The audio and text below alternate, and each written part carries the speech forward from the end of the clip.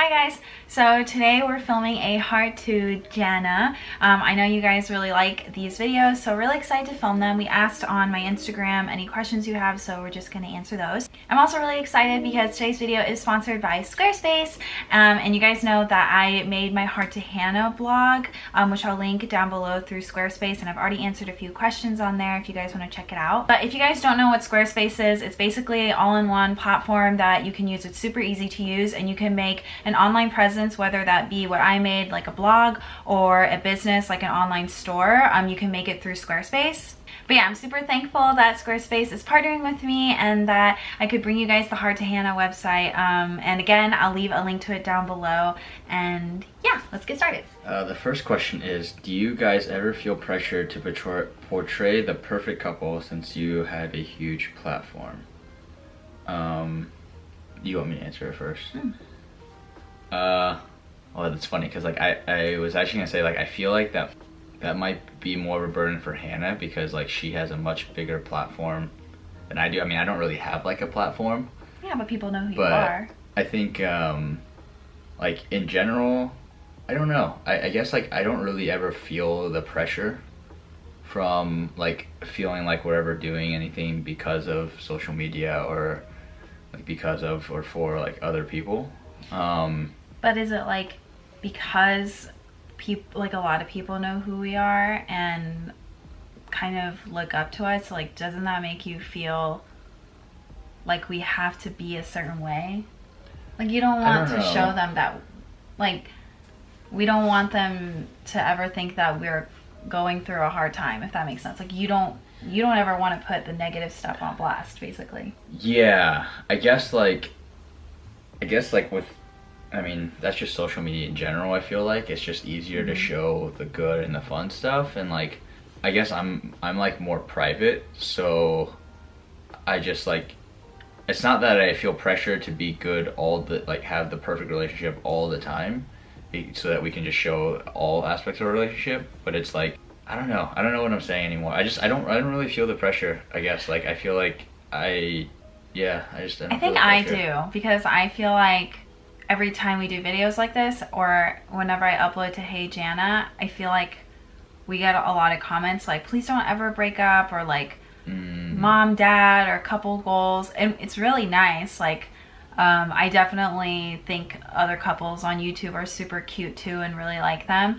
but it does make me feel like we have to be in love all the time and be super cute all the time and like not have any problems, which isn't true, you know? Yeah, I guess I can see that. Yeah, like I want like it's like a pressure to always portray that because I like that people see us like that, but I also don't like it because it makes me feel like we have to be like that. Yeah, I guess like sense. Yeah. But you don't ever read those comments really, so. Wow, she's just like low-key attacking me. No, I'm saying that because you don't. Now we're having couple issues. What are 3 things that Jimmy/Hannah always say? Can we go first? Yeah. Okay. Jimmy always says, whoa, whoa, whoa. I don't really say it that much Yeah, anymore. you do. I had like a phase. I don't really say it that much. Whoa, whoa, whoa. Okay, now you go. I feel like we've answered this question before because the first thought that popped in my head, and I think we've said it in another video, is like just you're singing.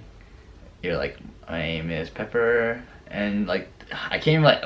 I'm like, do I say it all the time? You can't even remember. I know. You do say it. You know you say it all the time. You don't know the song? Something fluffy toes. Cute little toes. Fluffy little ears and fluffy little toes. Close enough. Something like that. I don't know. But you do sing that like randomly all the time. You don't really have any catchphrases. I know, like, but I feel like all of yours aren't really like words. Like sound. You're just like, yeah, it's like beep-o, beep beep, or pew pew pew. You really like, ever since that TikTok one, that TikTok, I feel so old saying that. Yeah. Like, ever since that TikTok, she's always like, pew pew pew. What's the biggest challenge you faced being in a long-term relationship? Love you guys.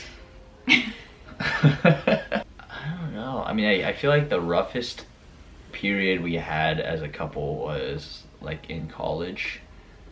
So like I think what they're asking is like, if we had to explain to somebody else who isn't like, they're asking us like, what is the biggest challenge? Like, not what is the big, like, what happened with us. It's yeah. What's the biggest challenge that we face at being a long-term couple? Okay. Man, I'm really bad at interpreting the question. I feel like what the memory you were gonna pick up on is like, in college it was just like hard for us to be together because like we just had different things going on or like different priorities, and so I feel like maybe growing together was the biggest challenge. Yeah, or like, I guess the challenge there would be like, it's like a mix of like growing together, but also giving each other enough space to grow individually. A balance. I was gonna say the same thing. Really?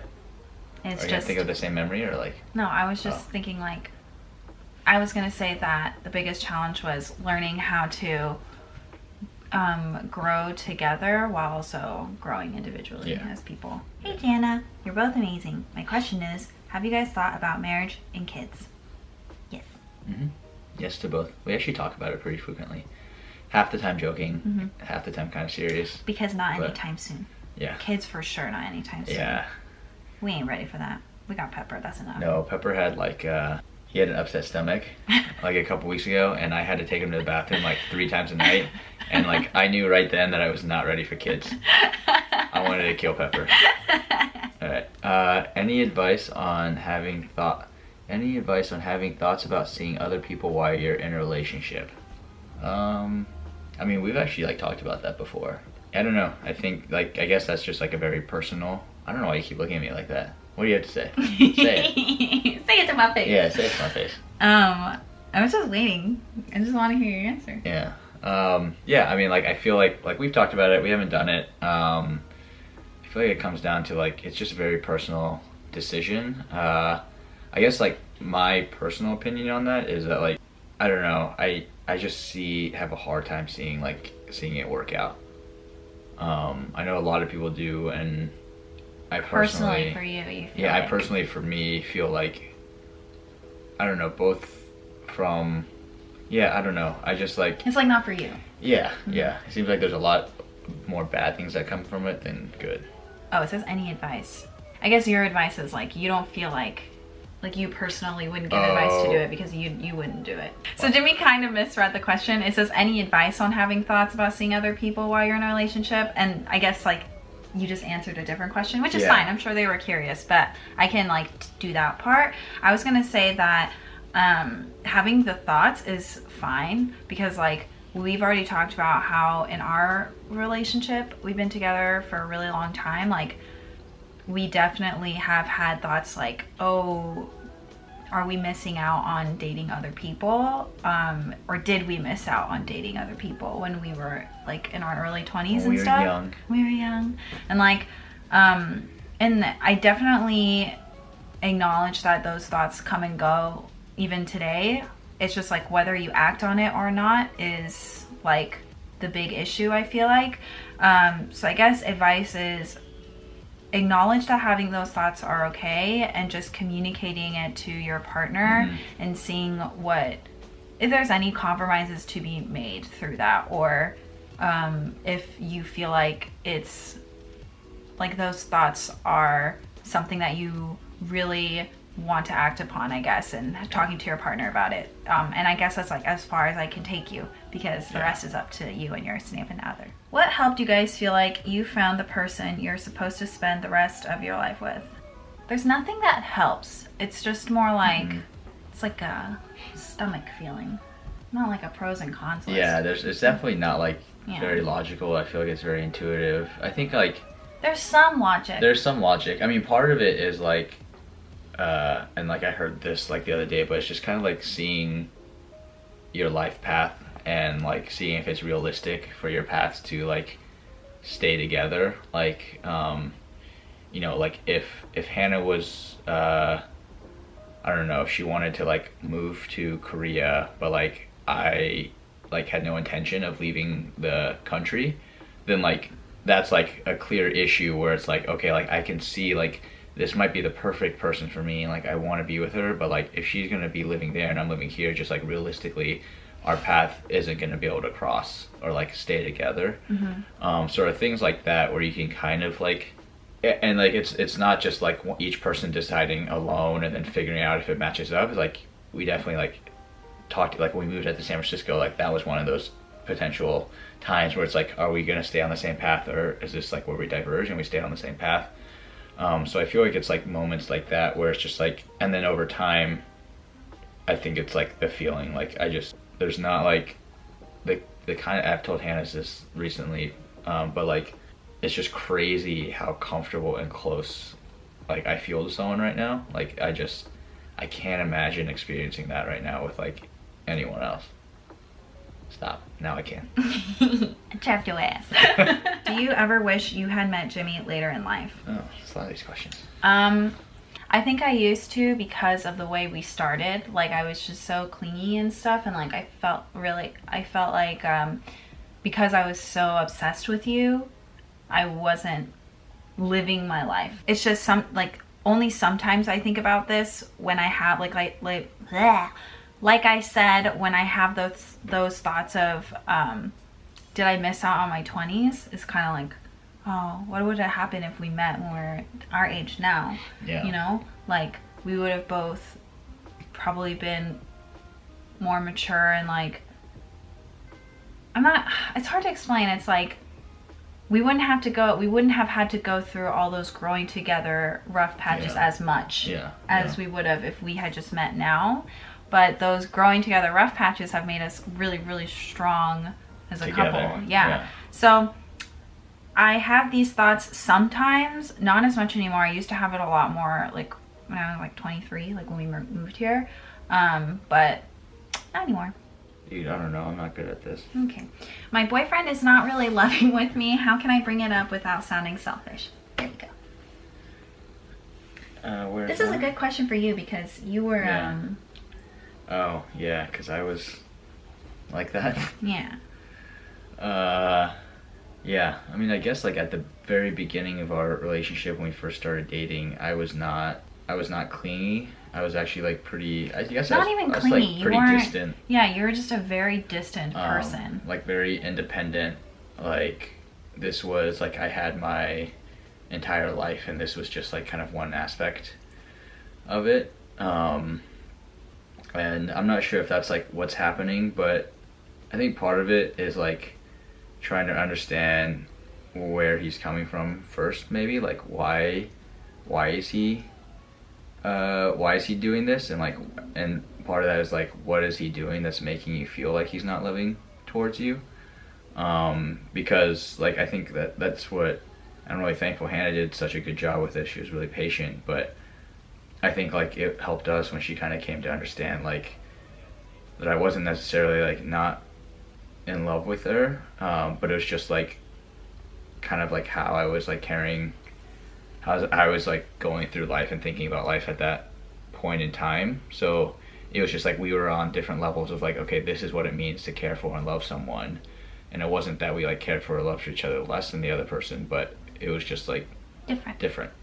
Yeah, like I was the kind of person where if I love and care about you, I pour everything out.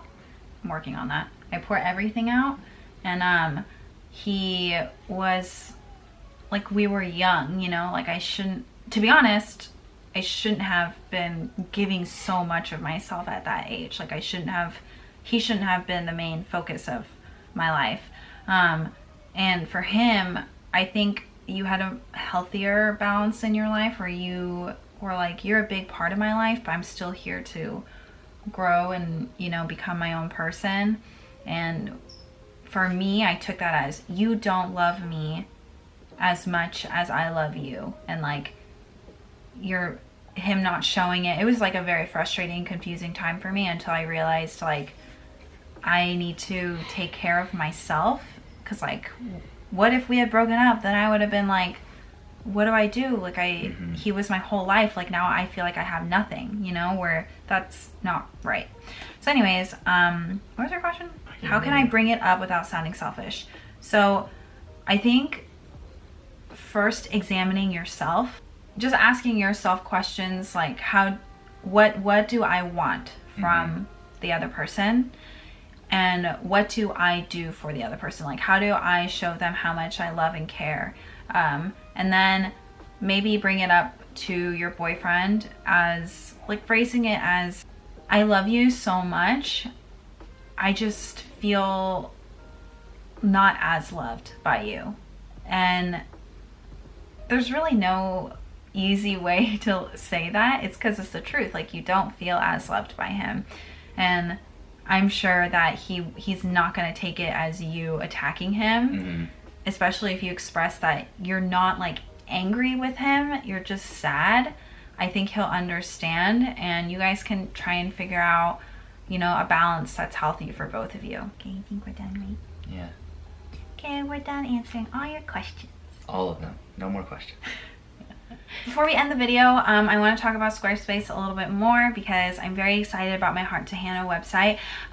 If you guys want to check out Squarespace, I'll leave a link down below.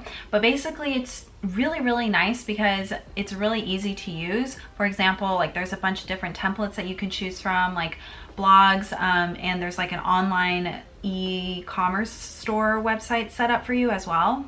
And then once you pick a template, it gives you a good foundation, but you can definitely play around with it. So change the color schemes, and make your own text and stuff like that. There's a lot of things you can do, but it's super helpful to have a really nice foundation for you to play off of.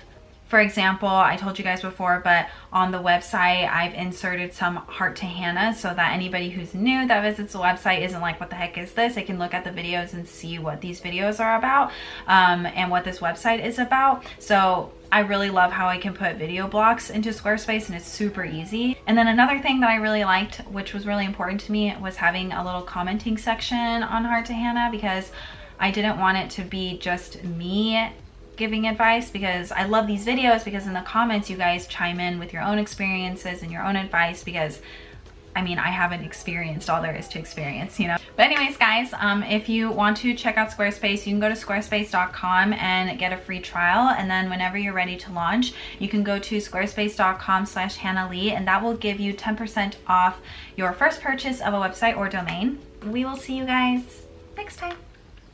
Goodbye. Goodbye. Do.